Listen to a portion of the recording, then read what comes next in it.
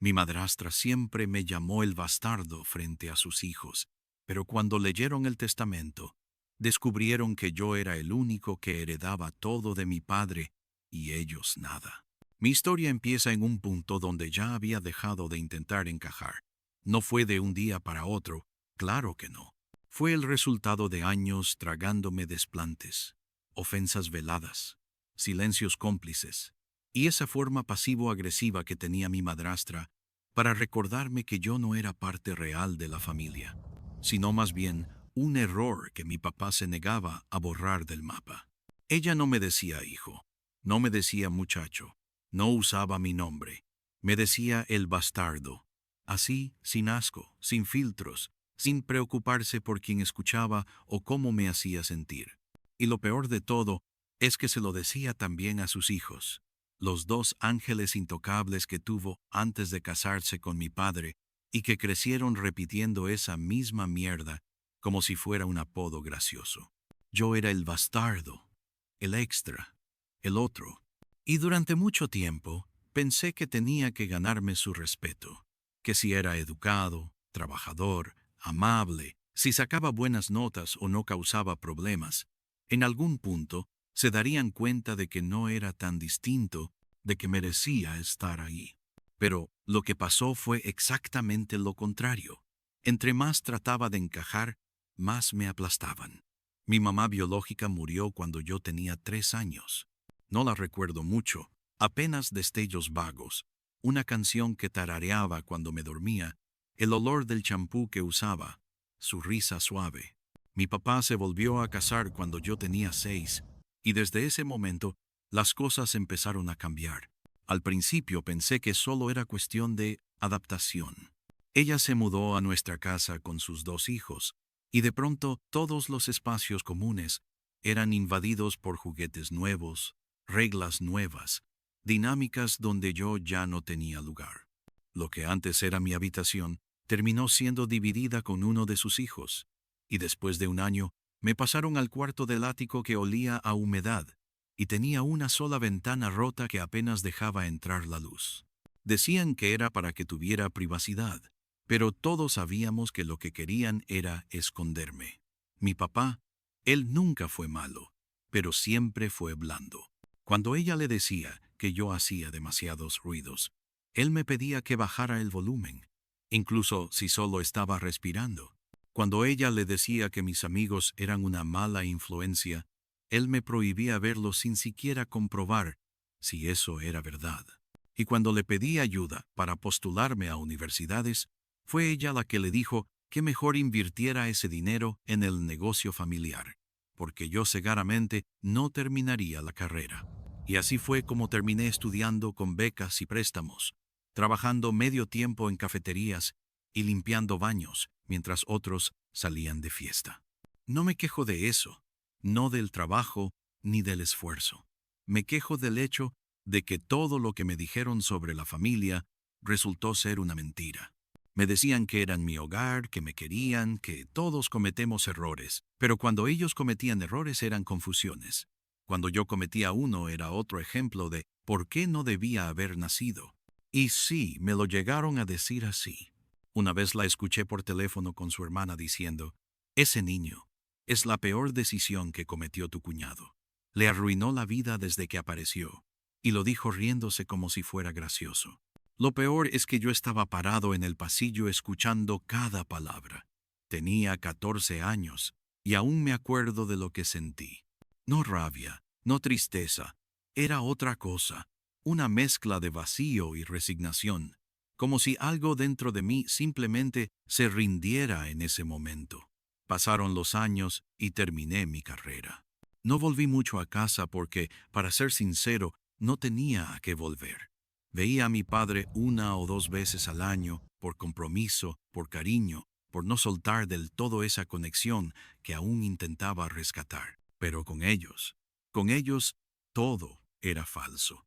Fingían que les importaba mi vida, cuando en realidad ni sabían que estudiaba.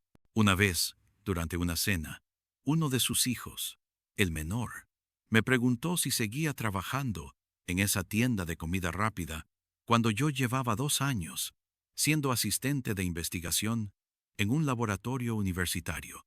No lo dije para humillarlo. Solo le respondí con un simple no. Ya terminé la carrera. Pero lo que me dolió no fue su ignorancia, fue que nadie en esa mesa, ni su madre, ni su hermano, ni siquiera mi papá, pareciera sorprenderse. Era como si lo único que valía de mí era lo que ellos habían decidido. Nada. Todo cambió cuando a mi papá le diagnosticaron cáncer. Era un tipo fuerte, trabajador, terco.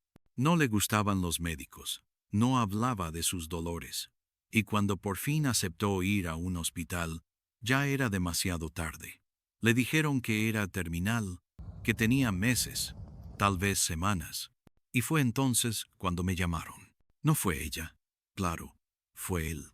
Me pidió que lo visitara, que quería hablar conmigo. Lo encontré más delgado, más frágil, y aún así sonreía. Me pidió perdón por todo. Me dijo que había sido cobarde, que había permitido que me hicieran sentir como una carga, y que no había día que no se arrepintiera de no haberme defendido como debía. Yo no lloré, solo sentí, no porque no me doliera, sino porque ya no me quedaban lágrimas para eso. Me quedé con él durante el último mes. Me encargué de los medicamentos, lo llevaba a sus citas, le cocinaba. Ella, por supuesto, solo aparecía cuando venían visitas o había que tomarse fotos para Facebook. Me hablaba lo mínimo y cuando lo hacía era para preguntarme hasta cuándo pensaba quedarme o si pensaba dormir todos los días en esa casa como si fuera mía.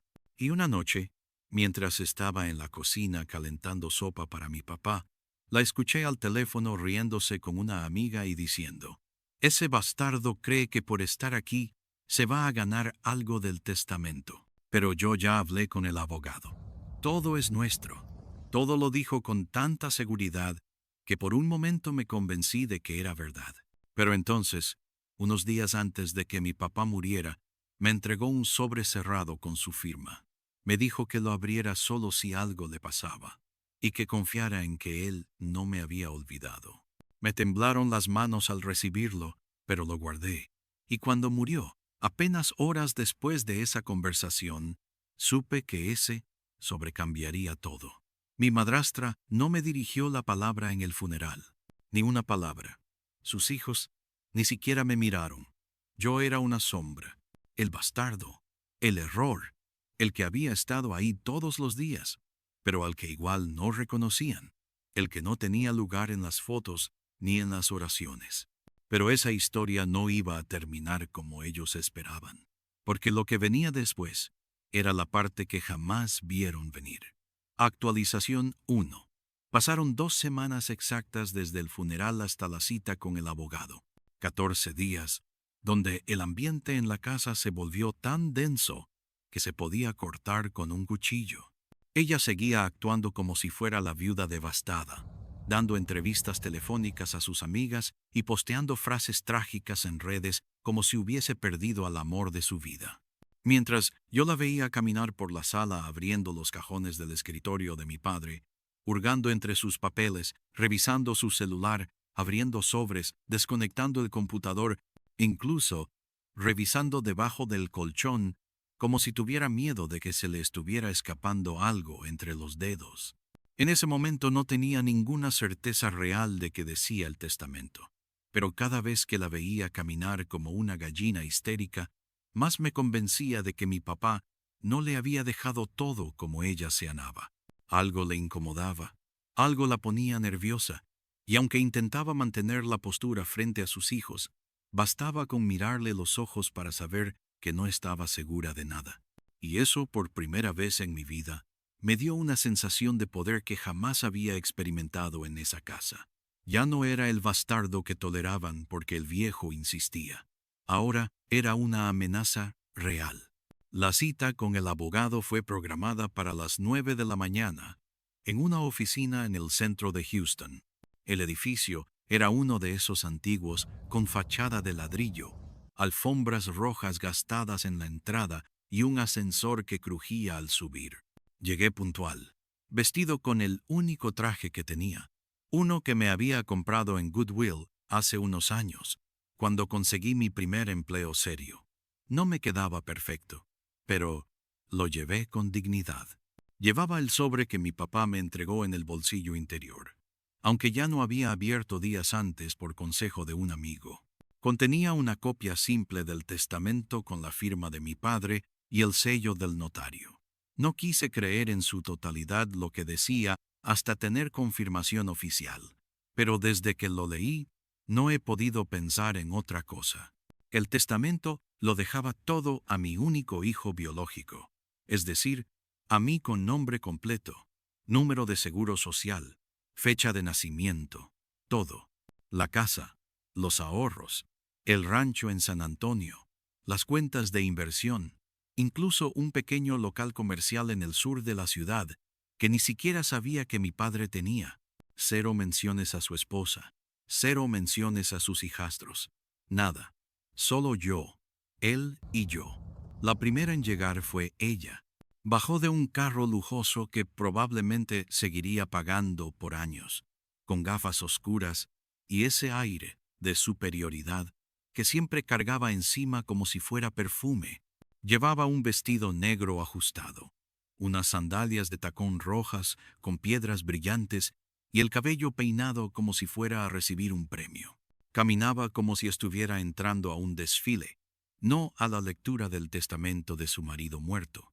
Detrás de ella venían sus hijos, ya adultos, pero aún con esa actitud de adolescentes mimados que creían que el mundo les debía algo solo por existir. El mayor llevaba lentes oscuros dentro del edificio, y el menor se la pasaba viendo el teléfono, como si no le interesara nada de lo que estaba a punto de ocurrir.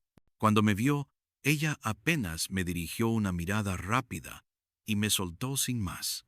Viene solo. Bueno, al menos tendrás a alguien que te consuele cuando salgas llorando. Y luego soltó una risita seca, como si ya estuviera celebrando por anticipado. No respondí, no por cobarde, sino porque no le iba a dar ese gusto. Me limité a seguir caminando. Saludé al abogado, que ya nos esperaba en su oficina, y tomé asiento al lado contrario a ella, sin decir una sola palabra. El abogado era un hombre mayor, con bigote canoso y voz pausada, de esos que hablan como si cada palabra fuera un veredicto.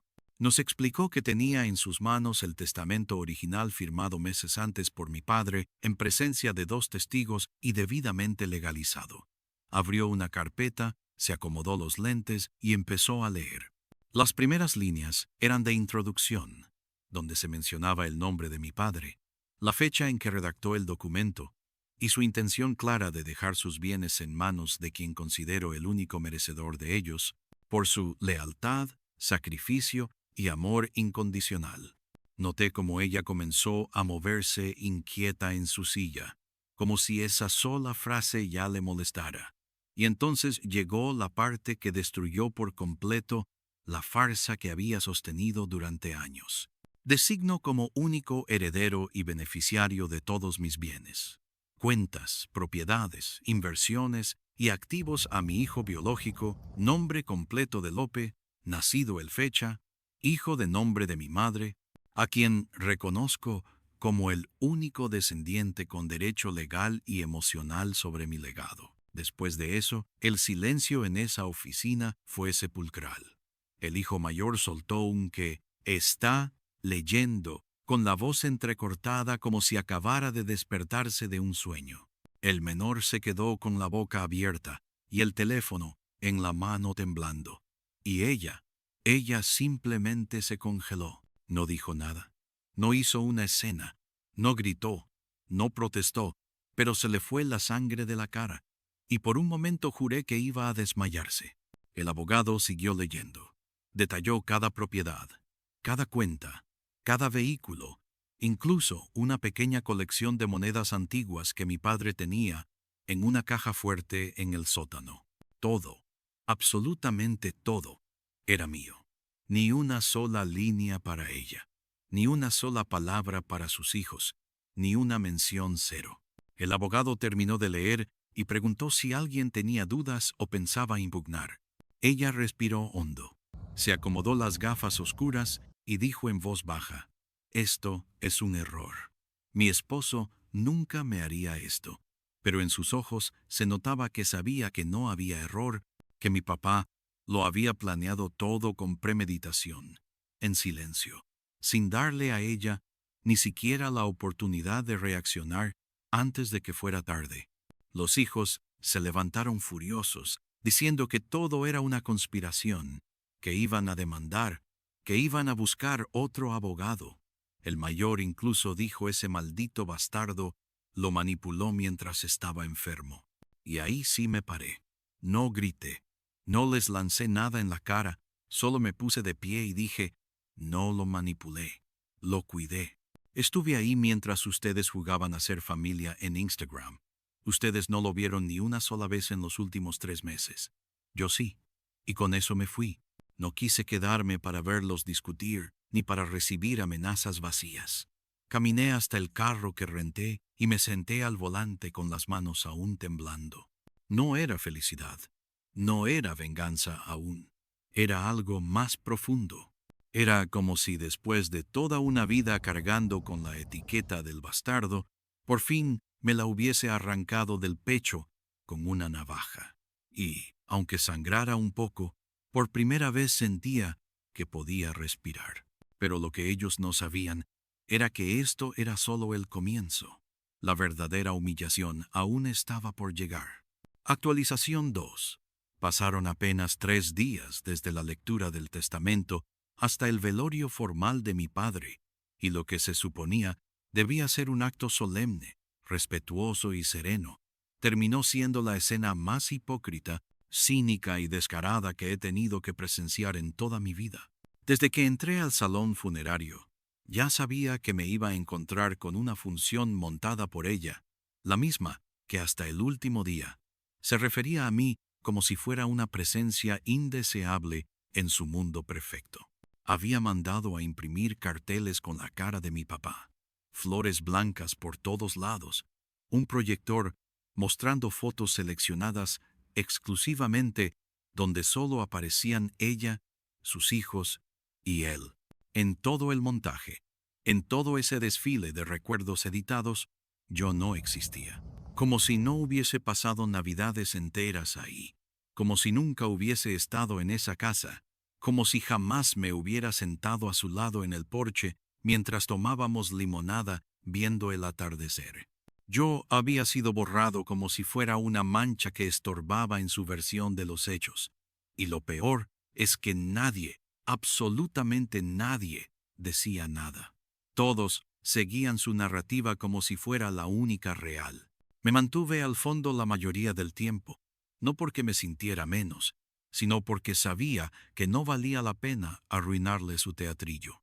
Vi cómo saludaban a conocidos con sonrisas forzadas, cómo sus hijos se paraban junto al ataúd fingiendo una tristeza que jamás sintieron, cómo ella se acercaba a las personas importantes, el pastor de la comunidad, los vecinos, algunos inversionistas que aún pensaban que la familia estaba unida, y les decía cosas como: «Nos duele tanto esta pérdida, pero sabemos que él está en un lugar mejor, con una mano en el pecho, como si tuviera corazón».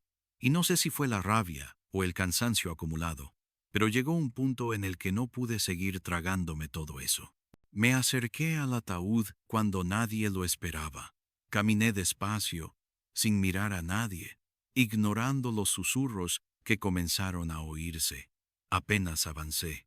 Me paré frente al cuerpo de mi padre, lo miré en silencio y luego incliné la cabeza.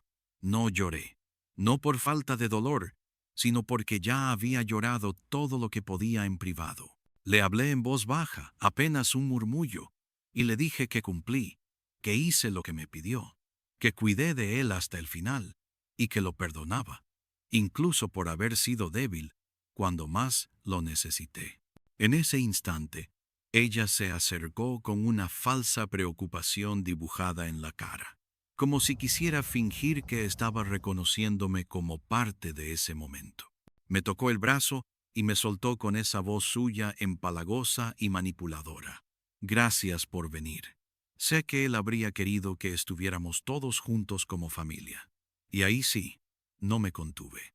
Le dije, sin elevar el tono, pero con toda la firmeza que había acumulado por años, que no volviera a llamarme familia, que dejara de fingir, porque todos sabíamos que si hubiera sido por ella, yo estaría recogiendo basura en una gasolinera en lugar de estar ahí.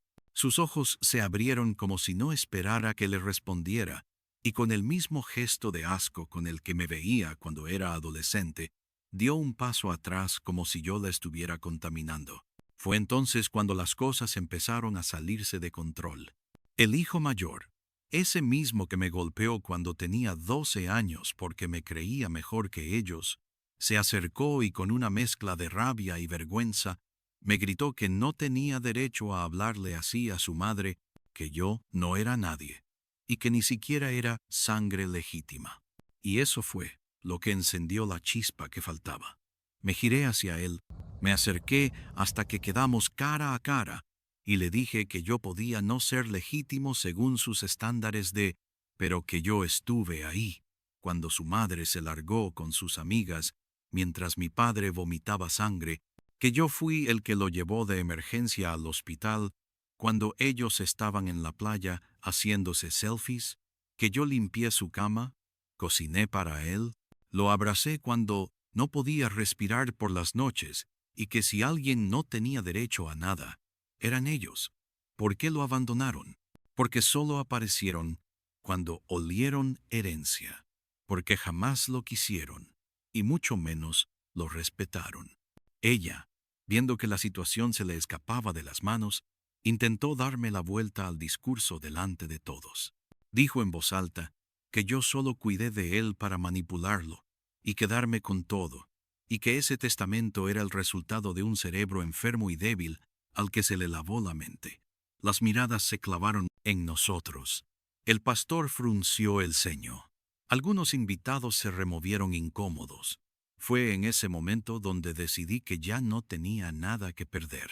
Saqué del bolsillo interno de mi saco el pequeño dispositivo USB que el abogado me había entregado tras la lectura oficial, donde estaban guardados los últimos mensajes de voz que mi padre había grabado días antes de morir. Lo conecté al pequeño parlante que había traído por si acaso y dejé que la voz temblorosa pero clara de mi padre llenara la sala. Si estás escuchando esto, hijo, es porque ya no estoy. Quiero que sepas que tomé esta decisión, porque tú fuiste el único que estuvo. No por obligación, no por dinero, por amor. Me equivoqué muchas veces, te fallé muchas otras, pero tú jamás me soltaste. A los otros no los odio, pero no los considero herederos, porque heredar no es un derecho, es un reconocimiento, y tú, hijo, te lo ganaste. Todo lo que tengo lo dejo para ti. El silencio que siguió fue brutal. Podías escuchar el aire saliendo de los pulmones de las personas. El hijo menor bajó la cabeza, los labios le temblaban. El mayor murmuró, un esto es una trampa, pero ya no con la voz segura, sino quebrado. Y ella se quedó congelada, los ojos abiertos, las uñas apretando el bolso como si quisiera destrozarlo. Luego simplemente se dio la vuelta, salió del salón y no volvió en toda la noche. Ni una palabra, ni una excusa, ni una justificación. Solo el peso de haber sido expuesta frente a todos los que durante años se tragaron su fachada de madre abnegada y esposa perfecta. Esa noche me quedé hasta el final del velorio. Me acerqué a cada persona que se acercó a darme el pésame sincero y respondí con respeto, pero ya no era el mismo. Por dentro, algo se había roto, pero otra cosa mucho más fuerte había nacido. Por primera vez en mi vida me sentí visto, y aunque el precio fue alto, supe que mi padre me había dado algo más que una casa o un dinero. Le había dado su verdad, y con eso yo ya tenía suficiente para empezar a cobrar todo lo que me había negado, porque esa era apenas la segunda escena de una historia que estaba lejos, muy lejos de terminar. Actualización 3. Pasaron exactamente 6 días después del velorio cuando recibí la primera notificación legal. Era una carta impresa en papel grueso, entregada en mano por un mensajero que no dijo ni una palabra. Solo me pidió una firma y se fue tan rápido como llegó. No era una sorpresa. Desde que la dejé expuesta frente a todos con esa grabación, la voz temblorosa de mi padre resonando en cada rincón del salón mientras ella se deshacía por dentro, supe que no iba a quedarse de brazos cruzados. Lo que sí me sorprendió fue la rapidez con la que se movió. No sé si fue la vergüenza pública, la humillación de que todos supieran que había sido ignorada por completo en el testamento, o simplemente la desesperación de perder el estilo de vida al que se había acostumbrado. Pero no pasaron ni 7 días, y ya estaba haciendo lo que mejor sabía hacer: mentir para salirse con la suya.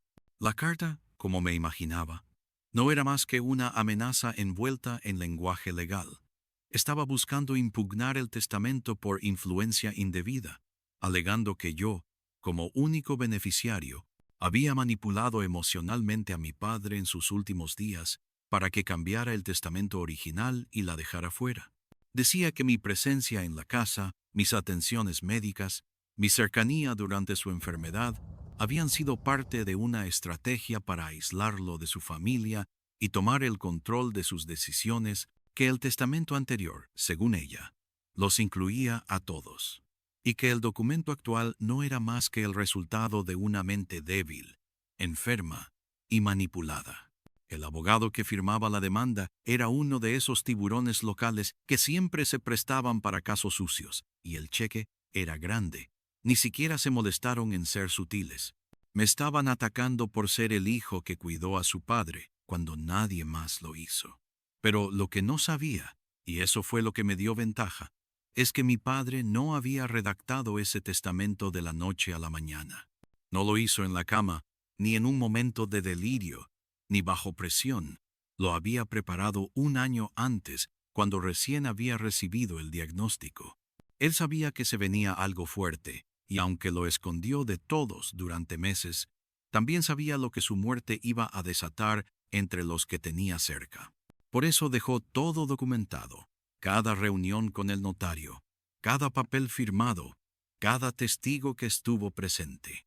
Incluso, según me explicó el abogado que me entregó la copia, había dejado mensajes de voz, correos, cartas y declaraciones grabadas que corroboraban que estaba plenamente consciente al momento de tomar esa decisión. No lo hizo por capricho, lo hizo con cálculo, con la precisión de alguien que había vivido lo suficiente para saber que los buitres no tardarían en aparecer. Así que, en lugar de asustarme o correr a buscar un abogado, ya lo tenía. Por supuesto, me senté frente al escritorio de su estudio, ahora completamente mío, y empecé a organizar todo. Abrí los cajones que ella había registrado como loca durante los días después de su muerte y encontré lo que buscaba: una carpeta negra marcada con la fecha exacta de la firma del testamento. Dentro, además de la copia física del documento, había una lista de claves de correo, un par de grabaciones en formato de audio y una nota escrita de su puño y letra que decía: si intentan joderte, usa esto. Sentí un nudo en el pecho al leerlo, no por el contenido, sino por la claridad. Mi papá había vivido bajo la sombra de esa mujer por casi 2 décadas, pero aún así, al final tuvo los huevos de tomar la decisión correcta. No lo hizo cuando era joven. No lo hizo cuando yo era un niño y necesitaba su respaldo. Lo hizo tarde, lo hizo enfermo, pero lo hizo. Una de las grabaciones que encontré fue demoledora. Era una conversación entre él y ella, grabada sin que ella lo supiera, donde discutían sobre el dinero del seguro. Ella decía con su tono habitual de desprecio que no pensaba dejarle nada a ese bastardo, que si se moría, todo iba a ser para los míos, como debe ser. En otra grabación directamente le decía que yo era una carga, que no debería vivir en la misma casa, que ojalá se largara de una vez por todas. No se daba cuenta de que cada palabra que soltaba, cada frase cargada de odio y clasismo, iba dejando una huella que ahora estaba usando yo. Incluso encontré correos, en los que ella misma admitía durante conversaciones con su hermana que estaba convenciendo a mi padre de vender el rancho para meter ese dinero en una inversión de uno de sus hijos. Nada de eso fue aprobado por él, pero ella se sentía dueña de todo hasta que el testamento le explotó en la cara.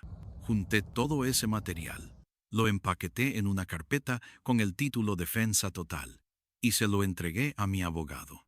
Él revisó cada pieza con atención, con los ojos abiertos como platos y una sonrisa que iba creciendo conforme leía.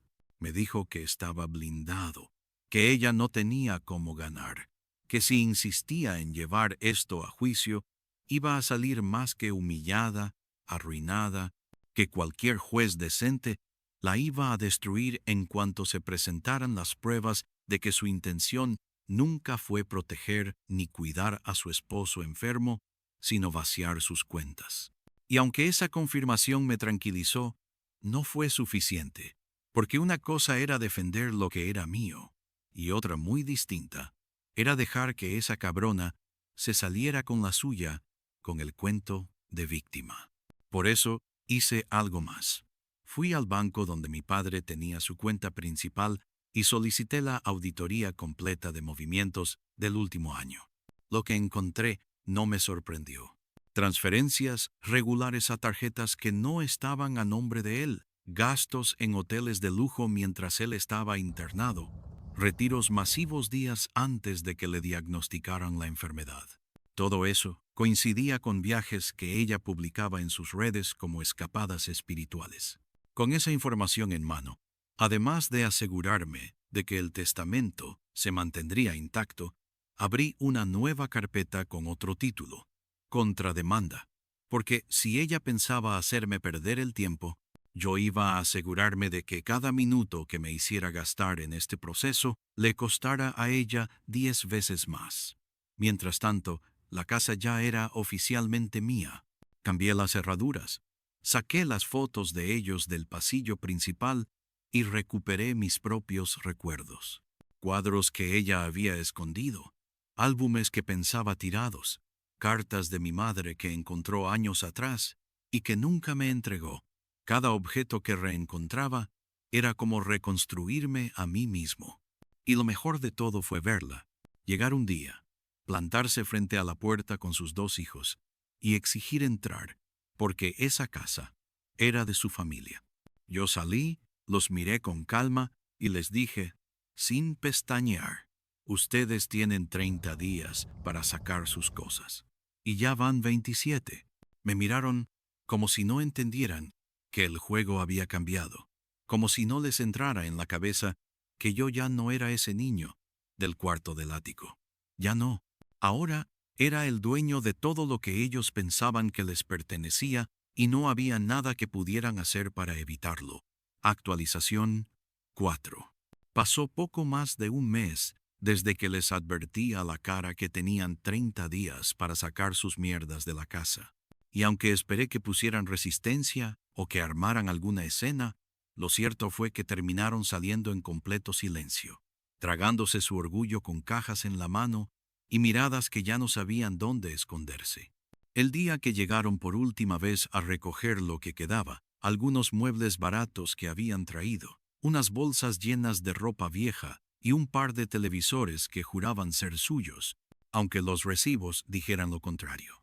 Los recibí con la puerta abierta y el abogado a mi lado. Ella, con el mismo vestido rojo que usaba para las reuniones sociales, bajó del carro, sin decir una sola palabra. No hubo discursos, ni súplicas, ni amenazas, solo una expresión rígida, los labios apretados, la cara de alguien que sabe que perdió y que ahora lo único que puede hacer es guardar lo poco que le queda y desaparecer antes de que el ridículo sea más grande. Durante ese mes, mientras la fecha límite se acercaba, se fueron acumulando más pruebas en su contra. El abogado que la representaba comenzó a desmoronarse conforme le íbamos enviando la documentación, grabaciones de voz, correos donde admitía que quería vaciar las cuentas, facturas de gastos personales con la tarjeta de mi padre, incluso después de que él ya estaba incapacitado. Recibimos también declaraciones firmadas por enfermeros que atestiguaron que ella no se presentó ni una sola vez durante las últimas semanas de hospitalización. Y lo más brutal fue cuando conseguimos los registros bancarios completos con autorización notarial. Las fechas coincidían exactamente con las llamadas que ella hacía a mi padre, pidiéndole dinero para emergencias del hogar, mientras estaba a cientos de millas de distancia en un spa en Arizona con su hermana.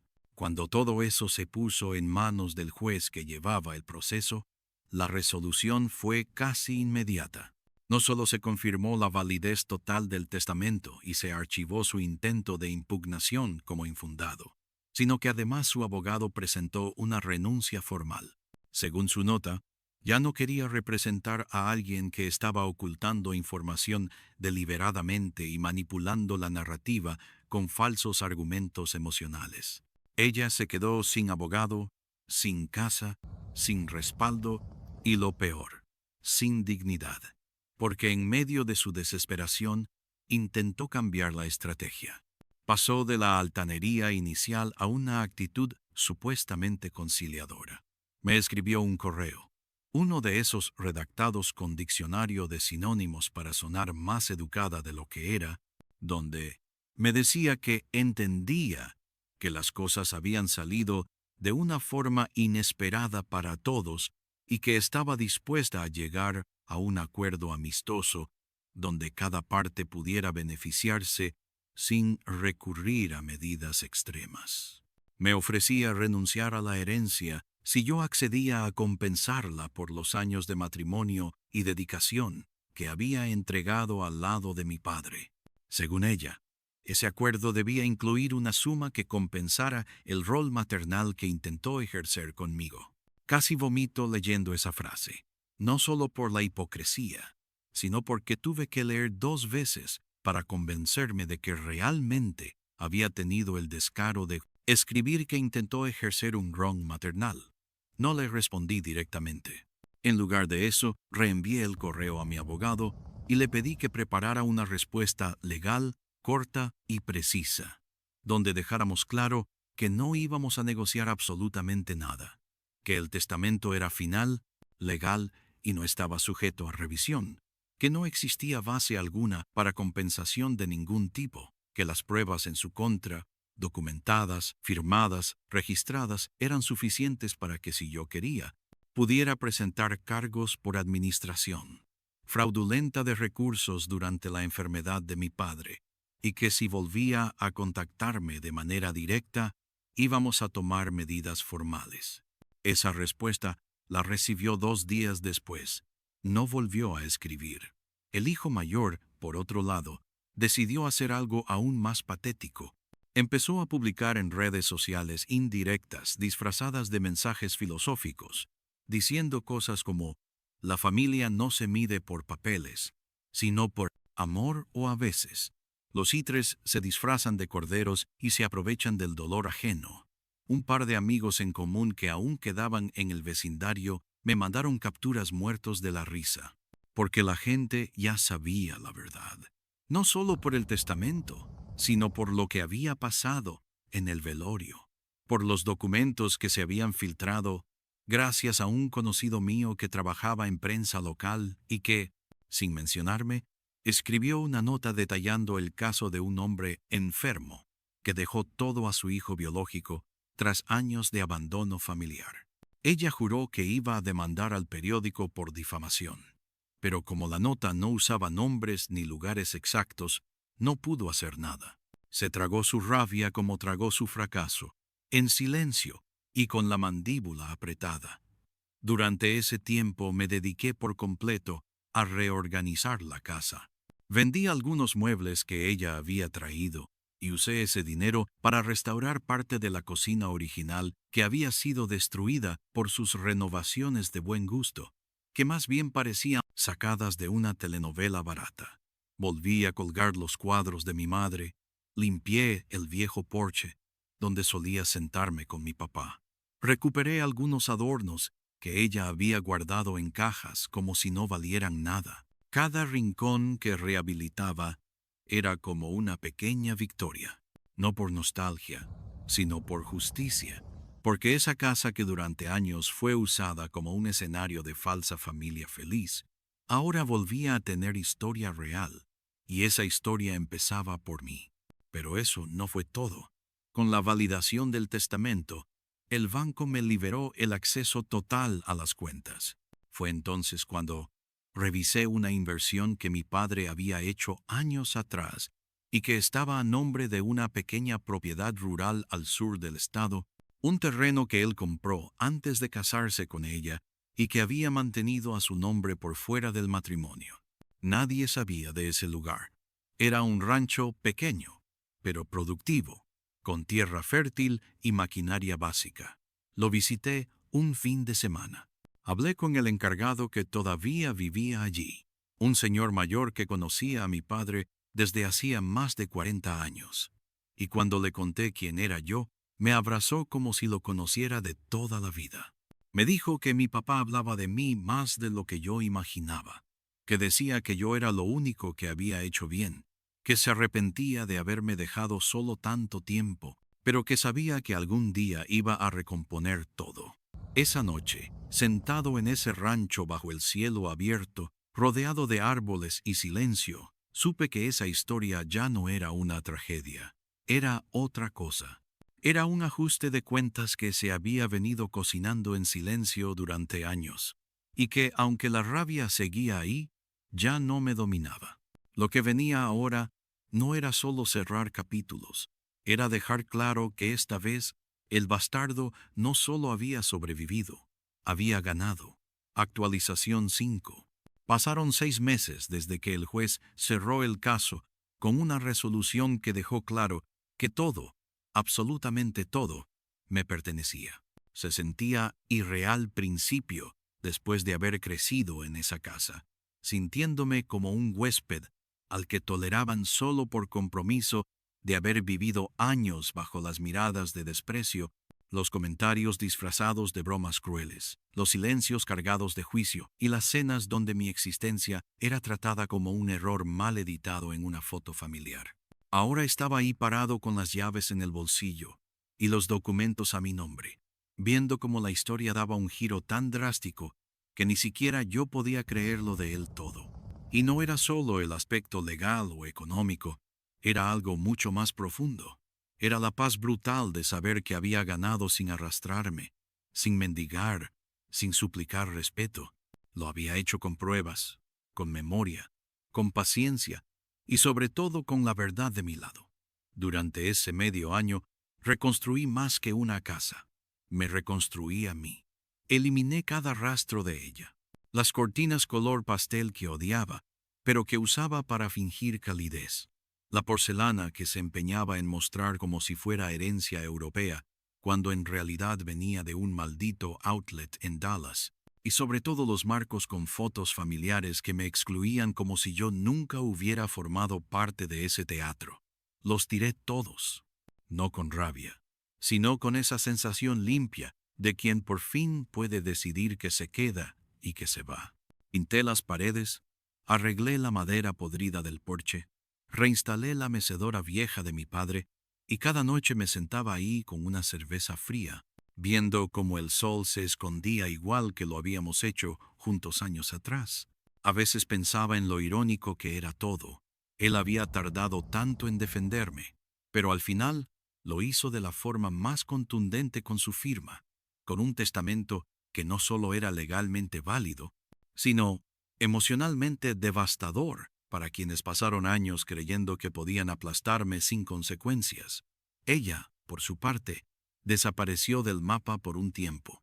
Me enteré por conocidos que se había mudado a vivir con su hermana, la misma que le reía todas sus estupideces y con la que hablaba mal de mí por teléfono sin saber que yo estaba escuchando en la cocina.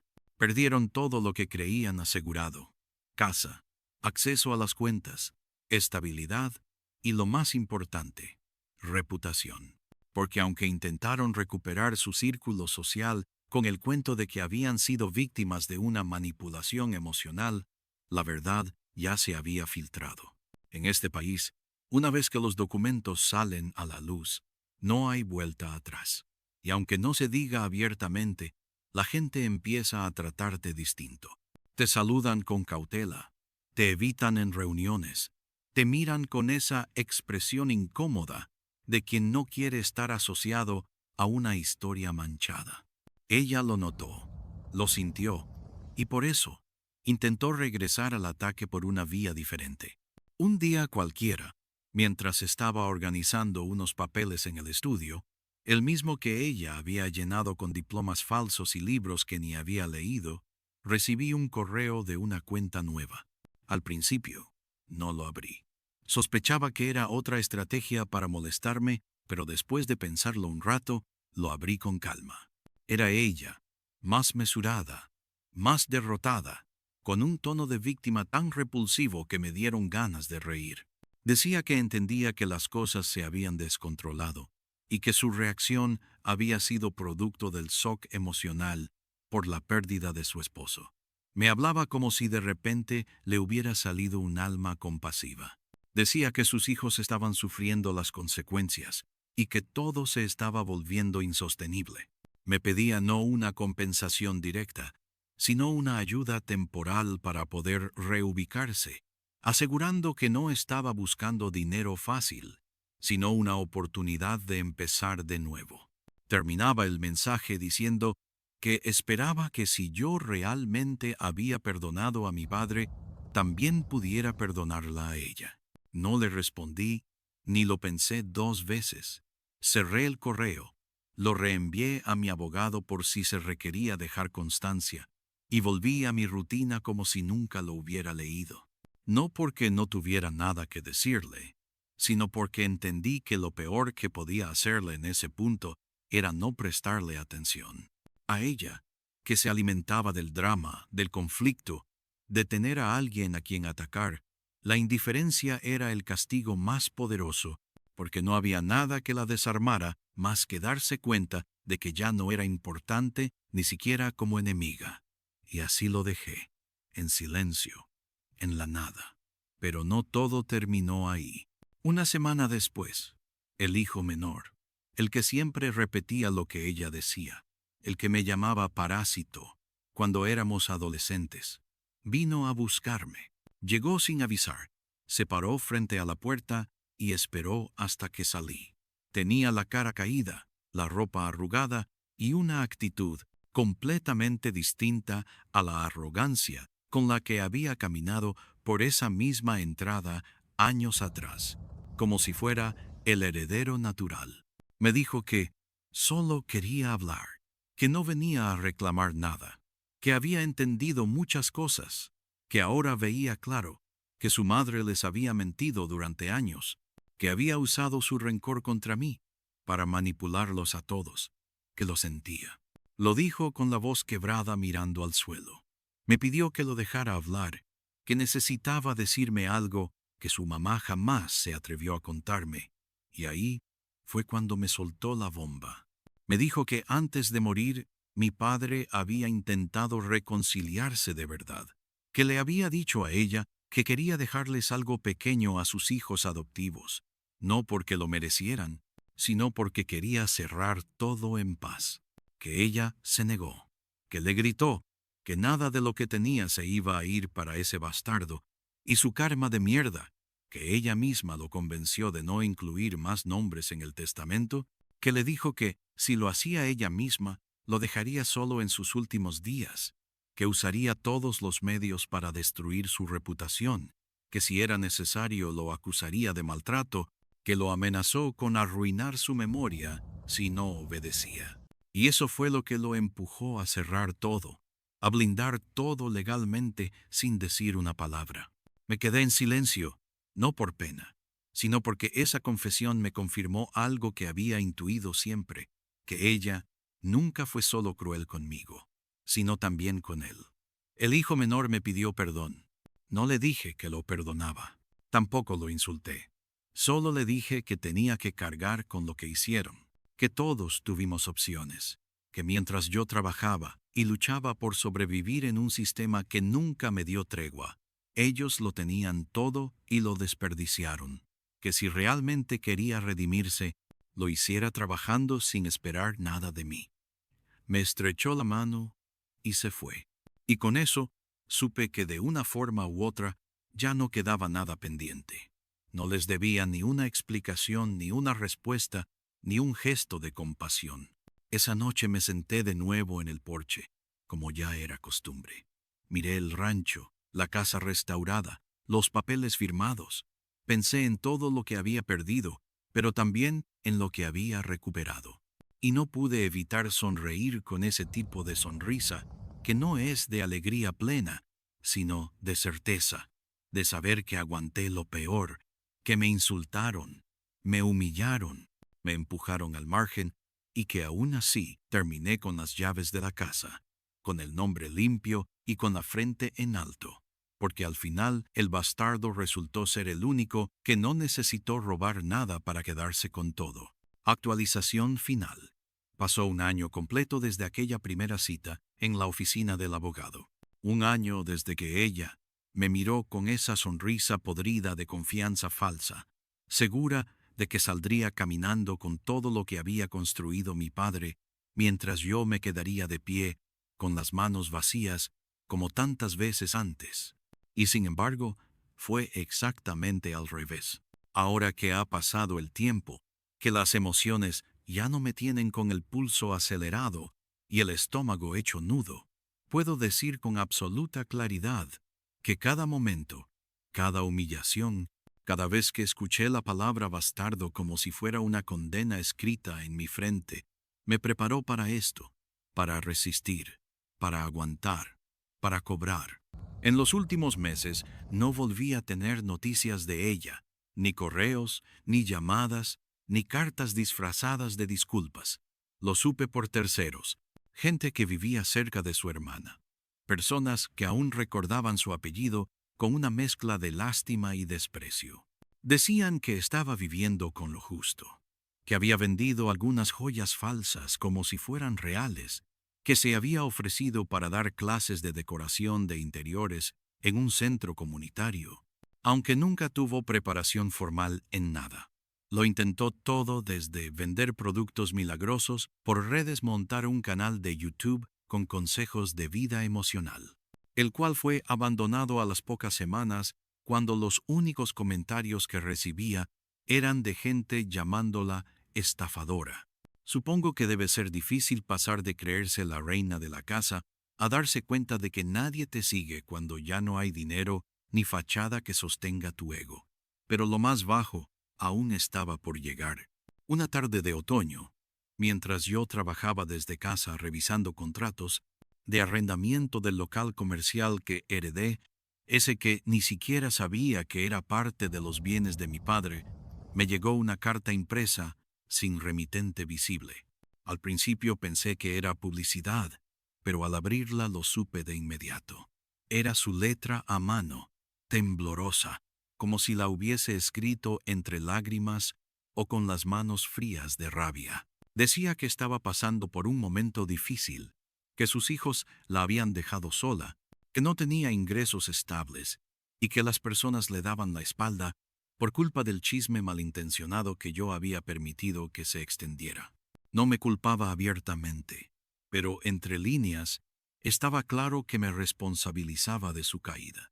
Decía que esperaba que pudiera verla como una mujer rota, no como una enemiga, y que si en mi corazón quedaba un poco de humanidad, le ayudaría con lo mínimo para sobrevivir. No pedía grandes sumas, solo una parte simbólica de lo que alguna vez compartimos como familia. Leí esa carta 3 veces, no porque no entendiera el mensaje, sino porque me costaba asimilar el nivel de cinismo al que una persona puede llegar cuando se ve acorralada. Me pedía compasión después de años de odio. Me pedía ayuda después de haberme tratado como si yo fuera una maldición. Me pedía que recordara los buenos momentos cuando los únicos recuerdos que tengo de ella son de desprecio, de exclusión, de esa sensación asfixiante de saber que era invisible en mi propia casa. No respondí, no la llamé, no le escribí, pero no me quedé callado. Ese mismo día, redacté un documento formal con mi abogado, dejando por escrito que bajo ninguna circunstancia, ni ahora ni en el futuro, autorizaría ningún tipo de transferencia, ayuda, donación o acuerdo financiero a su favor. Lo firmé, lo sellé y pedí que se adjuntara como apéndice permanente a mi testamento y al registro público de la propiedad. Quería que quedara constancia, en papel, en digital, en toda puta parte, de que ella no volvería a tocar ni un centavo más que viniera de este apellido. Quería que incluso cuando yo ya no esté, cualquier intento de reclamación quede destruido antes de empezar.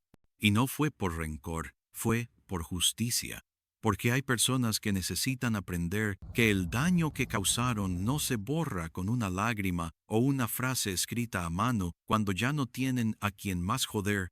Al mes siguiente, cuando fui al rancho a revisar el estado de las tierras y cerrar un nuevo trato con una cooperativa agrícola local que quería arrendar una parte del terreno, el encargado, el mismo viejo leal que había trabajado con mi padre décadas atrás, me contó que una mujer había intentado pasar por ahí semanas antes, que preguntó por mí, que se presentó como una antigua amiga de la familia, y que, al no dejarla entrar, se quedó parada frente al portón mirando el terreno como si todavía tuviera derecho a algo. Me preguntó si debía preocuparme. Le dije que no, que la gente como ella se alimenta del miedo, que cuando entienden que ya no intimidan, desaparecen, que solo buscaba que alguien la reconociera, que alguien le diera la validación que perdió el día que el testamento fue leído frente a todos, y no encontró su nombre por ninguna parte. Desde entonces, no supe más ni de ella ni de sus hijos. Algunos me dicen que viven lejos, que intentan rehacer sus vidas. Otros dicen que se cambian de ciudad cada tanto porque ya nadie les cree el cuento del hijo manipulador. Yo no necesito saberlo todo. Solo me basta con saber que ahora si quieren mirarme tienen que hacerlo desde afuera, desde lejos, desde ese lugar donde me dejaron durante años. Hace poco hice algo que no pensé que haría. Volví a leer una carta que mi papá me escribió meses antes de morir. Estaba en la caja fuerte del rancho junto con los documentos que dejó como respaldo legal. La carta no era larga. Me decía que lamentaba no haber estado siempre, que se dio cuenta tarde de quién era quién en su vida, pero que al final lo único que le importaba era que yo supiera que no me había olvidado, que todo lo que tenía, todo lo que había construido, quería que fuera mío, no como castigo a los otros, sino como reconocimiento. Me decía que si tenía dudas sobre lo que merecía, solo leyera esa carta una vez más. La cerré con las manos firmes, la guardé de nuevo y me dije que sí, que al final todo se acomodó. No tengo una familia perfecta. No crecí con un modelo ideal, pero tengo un techo, un nombre limpio, una historia con final distinto. Y lo mejor, tengo la certeza de que el bastardo, ese al que nadie le tenía fe, al que usaron de chivo expiatorio, al que intentaron borrar de todas las fotos, fue el único que terminó con todo. Y no porque lo robó, porque se lo ganó, porque se lo debía, porque era suyo desde el principio, aunque a ellos les costara aceptarlo, aunque les siga doliendo hasta hoy.